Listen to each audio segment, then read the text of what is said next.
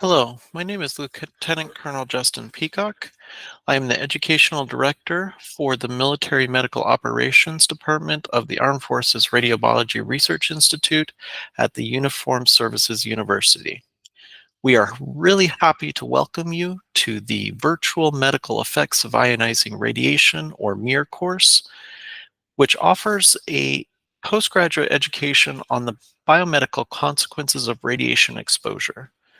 We're going to talk to you about some key aspects of the health physics, the biological effects of radiation, the medical and health impacts of radiation, and the psychological considerations in case of a radiological emergency.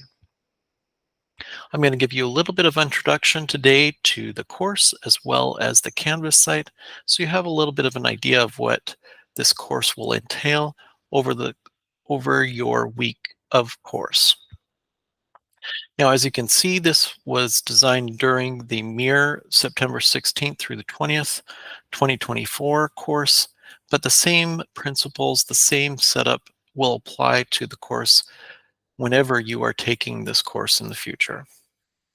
What you'll see as you go down this page is that there is a course syllabus. You can click on this link, it'll download the syllabus. This has important information for you regarding the requirements that we have for this course, the things that you will need to be able to do, an overview of the course subjects, and then any guidance and policies and procedures, as well as assistance that you might need during the course. You will then see quick course links, and these are the modules within the course. You can click on any of these links and it'll take you directly to that module.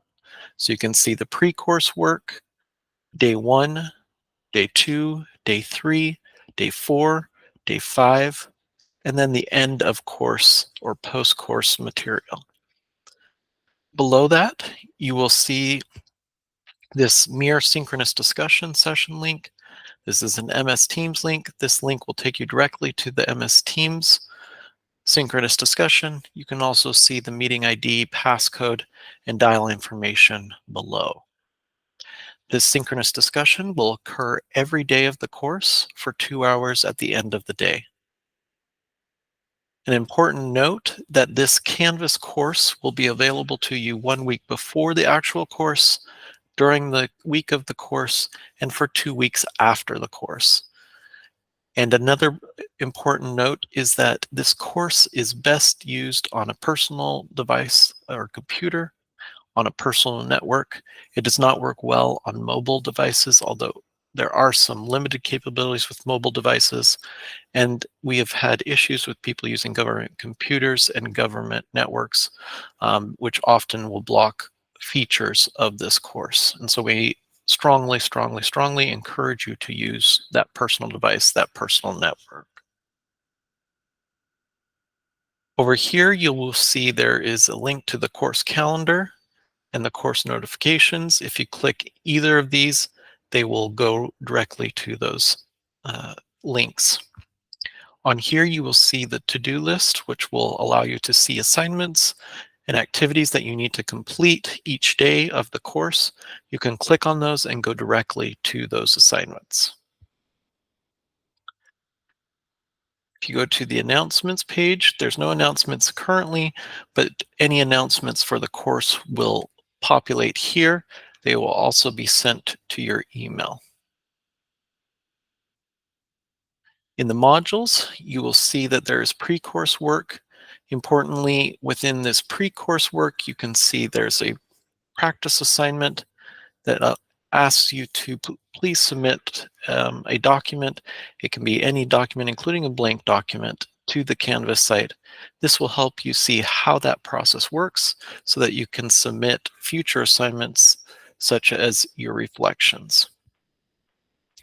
There's a student attestation quiz which asks you to state that you've read the syllabus and that you understand how this course is structured in terms of policies. And so it's a non-graded quiz. It's simply your attestation that you've done those things, and it will be a way that we can see if your computer or your setup is able to complete quizzes within Canvas. There's going to be a pre-course survey as well as a post-course survey. We ask you to take these surveys. They will be required as a component of the course to certify completion of the course, but they will not be graded or count towards your grades. They are a way for us to continually improve the course and to ensure that we are effective in your learning. The pre-test is a component of that, testing your knowledge. Again, the pretest does not matter. The post-test or the final exam does matter, and so we'll talk about that in a second. The introductions, this is a discussion post. We ask you to post a little information about yourself so other learners can get to know you, and so we as your instructors can get to know you. It's also a way for you to use the discussion feature within Canvas. The Q&A discussion is a way for you to post any questions about the course, whether it's Canvas related, structure related, or knowledge related. You can post questions here. These questions will be answered by instructors in a timely fashion.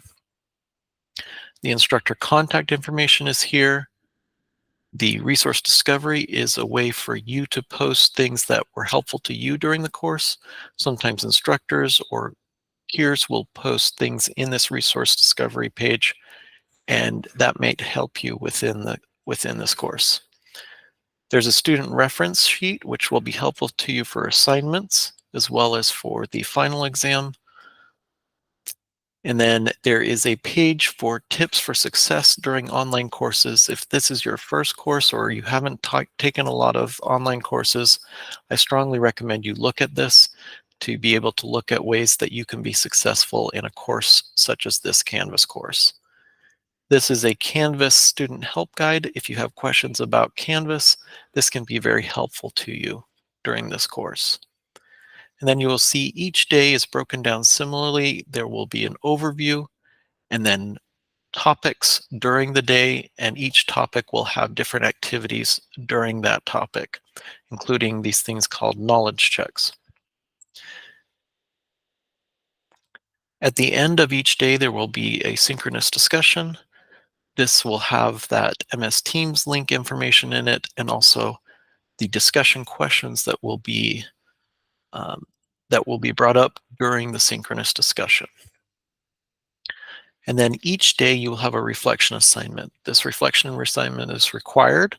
It's a 2-page write-up, and it is a reflection on how the day's activities, so for example, here it would be days 1 activities,